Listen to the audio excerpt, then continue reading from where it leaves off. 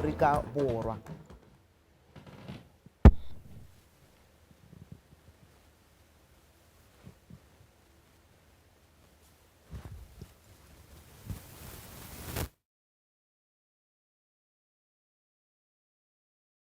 Bokopano jwa ga Tautona Boko le Lord Collins bo ne bo remeletse thata mo dintlheng tse di ka tokafatsang tsamaiso puso le tlhabololo ya itsholelo mono Botswana. Tautona Boko bo leletse Lord Collins gore lefatshe la Botswana le tlhoka makgotla a babereki a tiileng a ka bayang puso mo kgatelelong go tsaya boikarabelo le go direla dilo mo pontsheng. We know that you personally very strong in your appreciation of the trade union movement and other civil society organizations. We would like ourselves here to be in solid partnerships with civil society, and in our setting, civil society is really headquartered in the trade union movement, because it is the most organized and well-resourced detachment of civil society. And we need a very strong civil society to keep us in check,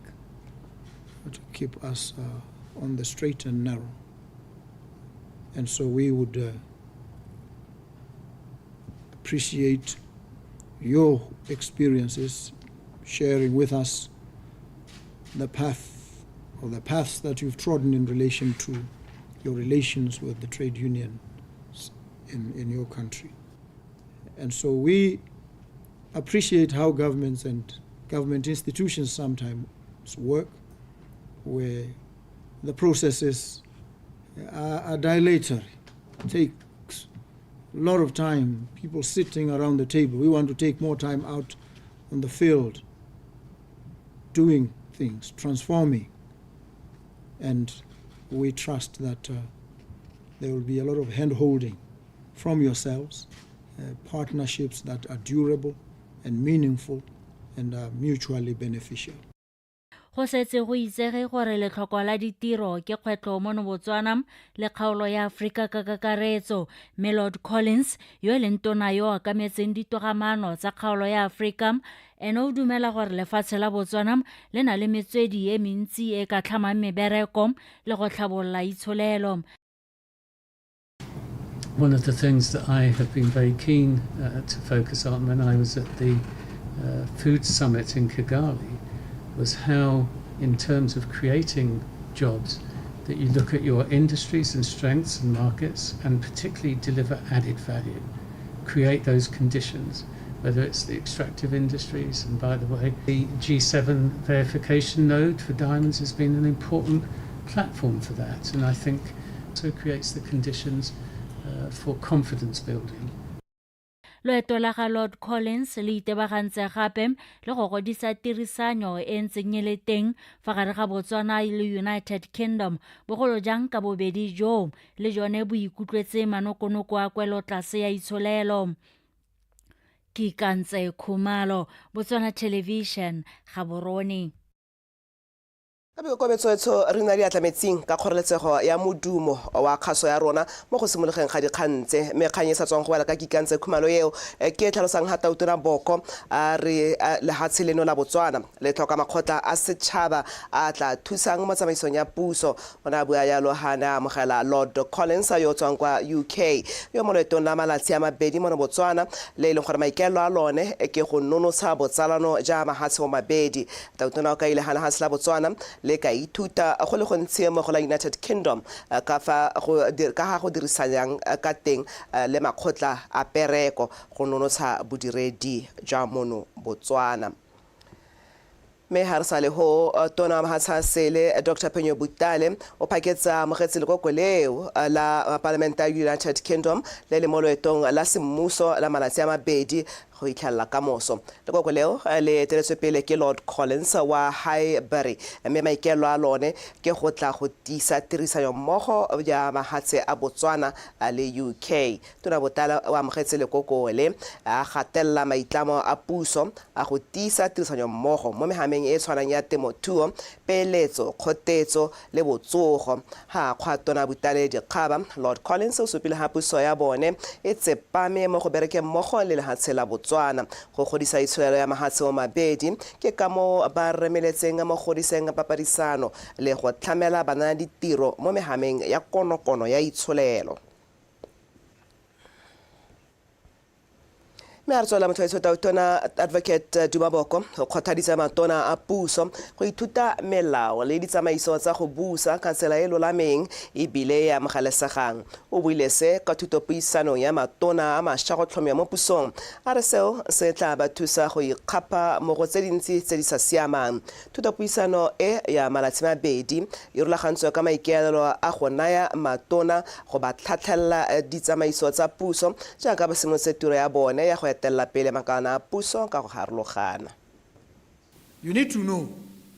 to be able to put your finger on the source, the fons et origo, the source and the origin of the power that you exercise as a minister, as a permanent secretary, as whatever position you hold. And when you are able to locate the source of the power, you can then appreciate the boundary lines, the borderlands of the power that you've been given. And most of the power lies in some legal instrument, some statutory provision. What does it say about what you can or cannot do? So always, and this is where the problem comes, which is why we have a lot of cases in the courts reviewing administrative decisions. The second is this: when you've then located the source, you must understand the boundaries of the power. Because if you do not know, do not understand the parameters, you will stray outside. And you will be reviewed and your decision set aside. The other part is that when you take all these decisions, you must apply your mind. Tautona wa Guinea-Bissau General Omaro Sissoco Embalo o tla etela mono Botswana gompieno go itlhaka moso mo loetong le Tautona Boko mmogo le Tautona Embalo ba tla buisana ka dikgang tse di ama mahatshe o mabedi tse di akaretsang go sekaseka mehama e ba ka tokagatsang tirisano mmogo mo go one jaaka ditswammung thuto le temothuo e tla rasa le mono Tautona Embalo o tla etela lefelo la Diamond Technology Park. Dipula tse di ntseng di na go rala lehatshe leno di bakile merwalela e mo nakong eno ya mileng ditirelo kwa melwaneng tota kwa molelwaneng wa Martinsdrift ka jana dikago tsa ofisi eo ko di dikaganyeditswe ke metsi go utlwa ka seemo se re buisana le megadikgang wa Botswana Television a le ko kgaolong eo Karabo Molusi ka gore yalo ke a go amogela Karabo Molusi mme ke a go dumedisa a ko re se dimosetse go gore mo nakong eno seemo ke eng hela tebang le go ntshiwa ga ditirelo tsa molwane ha le helo le ntseng le mo go tsone ke go leboga jalo wena one emma ke go tlhomamisetse gore ke gone ga di ofising tsa molelwane wa Martinsdrift go tsala re gone go le ka kwano mo mosong mme re kgonne go kopana le bone boeteledipele ja molelwane ka kwano e leng bone ba customs kana Botswana Unified Revenue Service le bone jalo ba immigration mme go gore gano ga rona ba re le kodisa seemo ra ba rana le sebaka sa gore re go bona mme se re se boneng ke gone gore ke boammaaruri mesepele eme gone ga diteraka di eme ga gona bape ga gona ditirelo dipe tse di ntshiwang lebaka legolo e le gone gore ga go kgone gore go ka tlolega ga go tsamaege go molelwaneng ko tota ko borogong ja Groblersdal bone bo e leng gore bolomaganya lefatshe lone leno la Botswana le la Aforika Borwa mme gongwe ke sepelo gore diofisi tota tse e leng gore di nwetse mo metsing kana di amilwe thata ke metsi ka bokete jo bo go godimo ebile a elela ke tsone tse di ka ga ntlheng ya Aforika Borwa ka ga ntlheng ya rona ya lefatshe la Botswana metsi a gomagometsa go goroga ka kwano gongwe go thusiwa ke gore lefatshe le thulamela ntlheng yone le ya Aforika Borwa mme kana o tla lemoga gore ka go ditirelo tse wena one di a lomagana ga gona gore batho ba ka thusiwa ka kwano mme ba sa kgone gore ba hetele ka kwa Aforika Borwa go e leng gore gone go tlhelele le gone ga gona gore ba ka tswa ka kwa ba kgona gore ba goroge ka kwano ke sengwe se e leng gore se teng ka kwano mme gongwe se sengwe se ke tshwanetseng ke se supe jalo wena one ke gore bodiredi bo teng ka kwano mo diofising mme go dirilwe maiteko a gore ba bue le one ofisi ya ga molaodi gore ba name ba ntse ba beile seemo leitlho dithuso tsotlhe tse e leng gore ba tlabe ba tlhoka gore ba tlamelwe ka tsone ba kgone gore ba thusiwe ka gore go tswetswe molelwane ga gona ditirelo tsa molelwane mme gongwe re tshwanetse re ele tlhoko gore ga re lebelela ga seemo se sa tologang ka teng one ga se gore go tswalwa ga molelwane kana go tlhoka go ntsha ditirelo go amile megama e mengwe e leng gore ke ikaegile ka molelwane yo wa itse jalo gore kana mo molelwaneng o hitlhela ga se mesepele hela go na le tsa temothuo tse di dirwang ga bone ba e leng gore ke ba plant health go na le ba e leng gore ke ba port health go neha bodiredi ka go harologana e le ba puso go na le ba e leng gore ba change madi wa bona ga o tla ka diranta o tlhoka dipula jalo le jalo ba dira dikgwebo tse dingwe go neha go na le ba ba clearelang bora diteraka go neha le bomma diteraka go na le ba e leng gore ba gweba ka dijo go neha go na le ba e leng gore ba gweba ka leokwane gone mo kgaolong yone yaanong o tla lemoga gore ke megama hela e harologaneng e leng gore ya amilwe ke seemo se mme se se tshwenyang segolobogolo ke gone gore ga go itsewe gore se tla rarabologa morago ga nako e kae okay karaba gongwe mo nakong ye ka ditshwantsho di a supa go di supa metsi a le bantsintsi ebile a dikaganyeditse dikago dingwe gone go gongwe o re lekodise seemo sa loapi mo nakong ye a e tsweletse ka go tshologa kana ke metsi a re ka sologelang gore a tla heta mo tebong ya matlho ka kwano pula e sa le ya makamanta kana ka mosupologo mme metsi one mo nokeng seemo sa one se a go godimo selekanyo sa one se a go godimo ke eng go ntse jalo metsi a tsena mo nokeng ya Limpopo ga se gore ke metsi a pula e nang mo kgaolong ya Martins Drift kana mo kgaolong e noka ya Limpopo e leng o tla lemoga gore ke noka e bophara e bolele e leng gore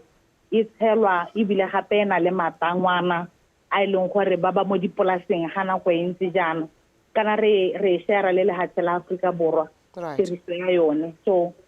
ba dipolase ba bangwe ga go nna yana ba nang le matangwana ba bulela matangwana a bone gore ba kgone gore ba itshireletse ba ska ba nna le merwalla mo dipolaseng tsa bone metsi gore a kgone gore a tsene ko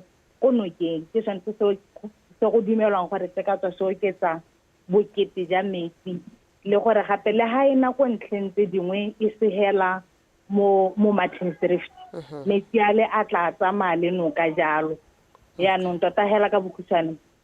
pula ga ene gone jaana sa le re pile ha phakela ka bo 9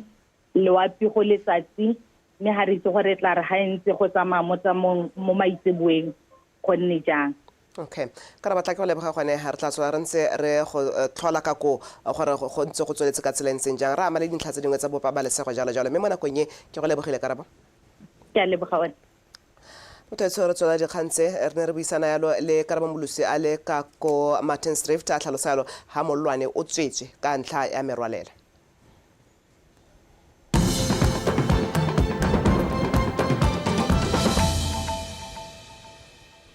ha re tswa dikgang tse tiro ya go agiwa ga legelo la kgopo ya metsi a leswe kwa molepolle la waste water treatment plant e tsweletse sentle ha ile go lekola tiro eo mopalamente wa molepolle north re Arafat Khan wa kgotse dikompone tse di dirang a re o dumela ha tiro eo e tla wela ka nako le ka madi a dumalanweng Jessica Pilane ka dintlha. Tiro e ke ya borataro mo go tse di supa tse di dirwang mo lenaneo la kgopo ya metsi a leswe la motse wa Molepolole. E re lentswa tiro e tsweletse sentle ebile e tloga e wala monongwaga ka kgwedi ya Phatwe go tlhalosiwa fa go tla tsa nako gore lefelo le le tsengwe mo tirisong ka ntlha ya ditiro dingwe di le pedi tsa konokono tsa phatlhalaso ya metsi mo motseng tse mo nakong ya gompieno di iseng di abi gore di ka simololwa go dirwa. Nne le gore e nngwe e neela e nngwe e neela e nngwe e neela e nngwe jaanong ka gore ano tse dingwe ga di dira gore gore go a go dirwa e nngwe be ema e letela gore e nngwe tse dingwe tse di ditletseng so ke yone challenge e le gore re na le yone ka nne ke bua gore plant eno ga e fela e tlhokana le gore ga e sana e dira metsi a nabele gore metsi a goroga go tswa ko motseng mme anong tse di tlisang metsi go tswa ko motseng as part of those four contract tse di seng di a dira so tse e le gore yaanong ya go hella anong ga di sa dirwa e be ema e di emela gore di dira priority ra se ka nna tsone and priority gompieno ke project 2 le project 4 gore metsi a goroge ko malapeng se se nthase re ke rwale ditako gape ke boele ko pusong ke boele ko go tona re Ramogapi le ba ministry wa water ke boele ko go tautona re bo ko gape re go te go potakelo ya tendera ya number 2 le number 4 gore batho ba Molepolle ba sielwe metsi mme le gone metsi a tate a goroga kona a tlhatswiwa ntle fela le go tlhatswa metsi a leswe tiro e tla ungwela banni ba motse o ka ditsela tse di farologaneng. Metsi a leswe a dirisitsweng e be a tla go tsana mo seemong sa gore a ka kgona gore ano a dirisiwe for thulaganyo ya le gore e ka nna tsa agriculture go nosetsa mo dilong tse dintseng jalo mme part of the products tse di tswa mo metsing ana ke monontshane kana manyua e le gore kgona gore e ntshiwe gone gana le gas e kgona go ntshiwa mo planteng yone ena ga gona le thulaganyo tse di tlhamaletseng ga re leng teng ke se e leng gore e bidiwa methane e leng gore e dirisiwa gone mo matlong go apaya ga e le gore tota mo gompieno ga rena process ya gore gas ena e storiwe. Metsi a tla tlhatswiwang fa ke a selekanyo sa 26 million liters ka letsatsi fa lefelo le le setse le le mo tirisong. Jessica Pilane, BTV News, Molepolole.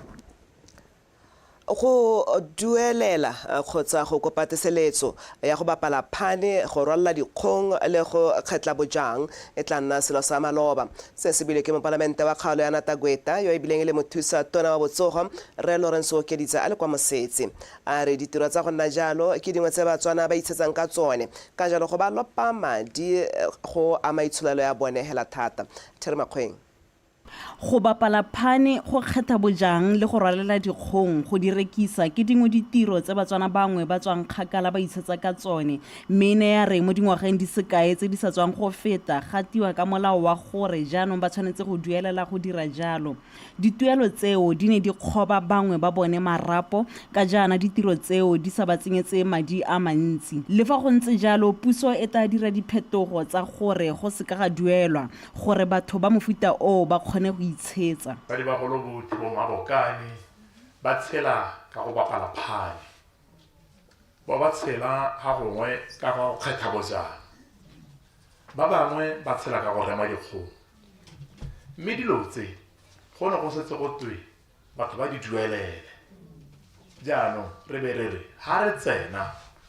nngwe ya ditshwetso tsa ntlha tse e leng gore tla diragala ke gore go nne le gone gore le kgone go tshwara phane le sa iduelele ka gore sa ntlha ga le na one madi a iduelelang ka gore ga le bereke e re lentswa puso e emisa go duedisa ba ba dirang ditiro tseo ba ba di dirang phetelela kgotsa ba di direla go rekisetsa madirelo mangwe ba tla lopiwa dituelo dingwe e le tsela nngwe ya go somarela tikologo batho ba e leng gore gongwe go a pele re ka batla gore ba duelele bojang phane dikgolo le tse dingwe ke ba e leng gore ba di dira a commercial level e go godimo ke ba e leng gore o taka traka ba tsa e le ntsi e be le gore jaanong ke bone ba e leng gore ba dira di profit tse di go godimo ka yone kana ka bojang kana ka dikgolo ke bone ba e leng gore ta lebelela gore gongwe bone go botlhokwa gore ba duele ka gore ba dira madi a mantsi ka resource yone ebile gongwe ke bone ba ka hetsang dilo tse. E ntse e le kwa phuthegong eo banni ba motse ba ne ba ntsha matshwenyego a bone a akaretsang le thoko la metsi. Re epetse sediba ke ba mine ba re ntsha ko ntse re mo mathateng teng ra bo re na le pina re tsholele gore nyame ha re compare ha re tswang teng ha la leng teng gongwa potato ka ha o tenna upside down teng. Ke ne ke le raya kere kgang ya metsi ke kopa le nne pelotelele for 20 months. Why ke re 20 months? Ke le boleletse gore ka di 19 tsa November tendera ya metsi ao ya abilwe mme gore re go hela mo kgweding tse 20. Puso e itamile go diragatsa ditsholofetso tsa yone mme tirisanyo mmogo gareng ga baeteledipele le setšhaba e tla thofofatsa seo. Terry Makgoeng, BTV News, Mosetse.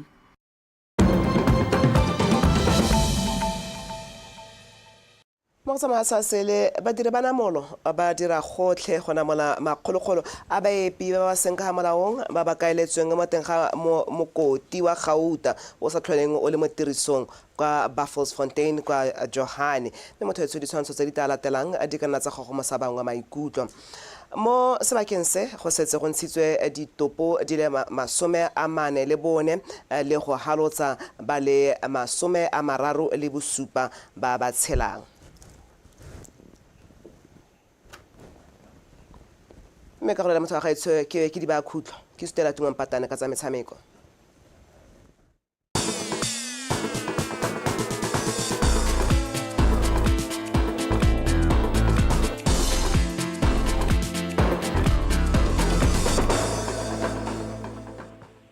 tla ke go leboga kgaitsedi ka motho etso madumeng ka mogela ka dikgang tsa metshameko tsone mmetsare go solofetse motshameko o mashetla jaaka baeteledipele ba loko ya league ya FNB Premiership Traffic ba tla amogela setlhopha se se mo maemong a botlhano sa Gaborone United kwa toropong ya bobedi ya Francistown tshokologong eno. Machimenyenga Boys ba tsena mo motshamekong o ba itlhomile ko setlhoeng sa loko ka dintlha di le 29 fa ga moya go lele bone ba kokwantse dintlha di le 25 re utlwa pego ka Molelekwa.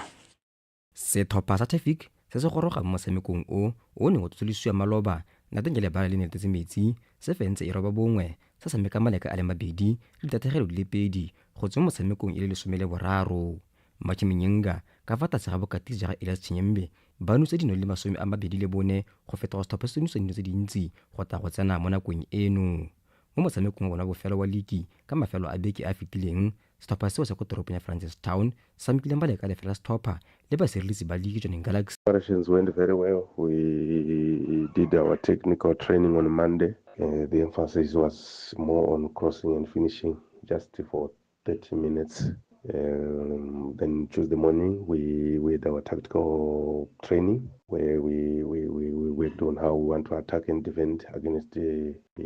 Gaborone United team with 3 players who are out through injuries and suspensions, and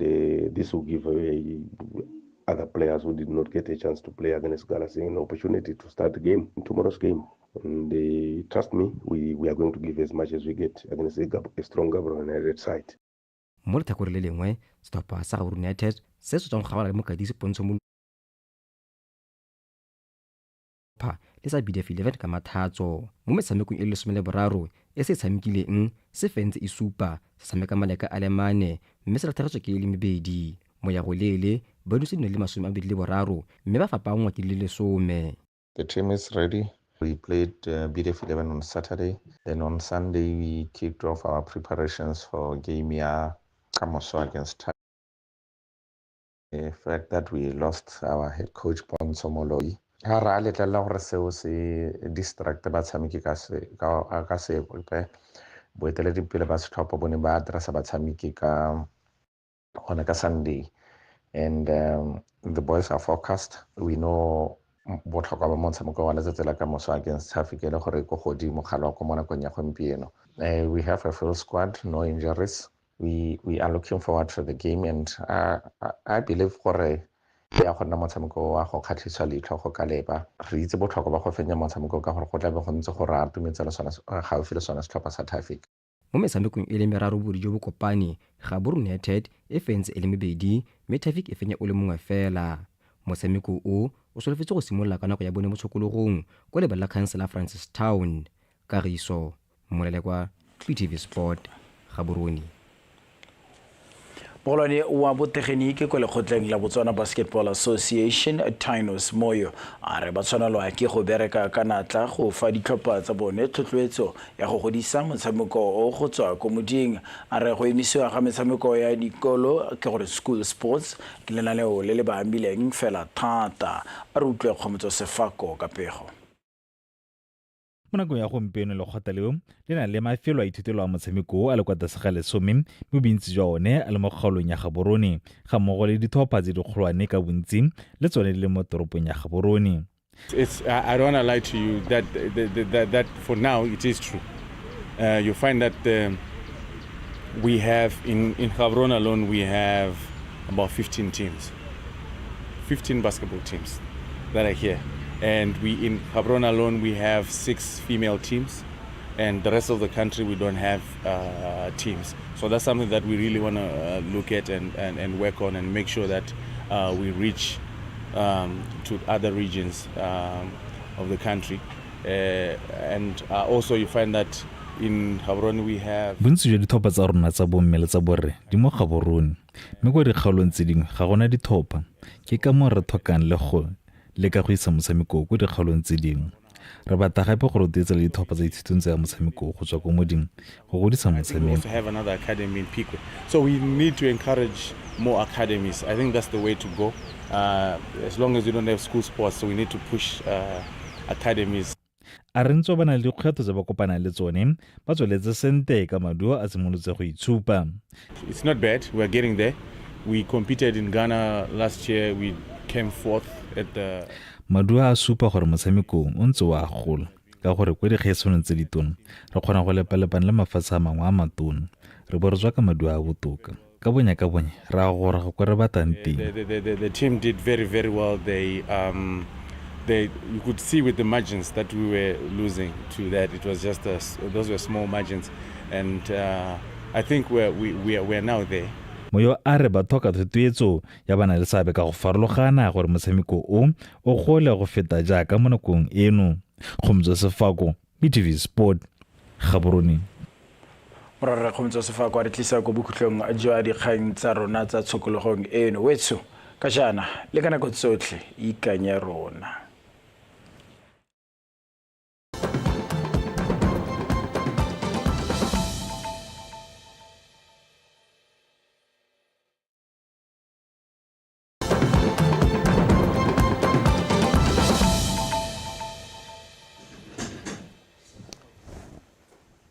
And as we put a wrap on that, sits on our bulletin, more current affairs are happening today. The President Advocate Duma Boko officially opened the Cabinet Orientation Workshop. This started this morning. Now, this is a 2-day orientation. It's focusing on equipping Cabinet members with key policy insights to ensure their effective leadership and cohesive decisions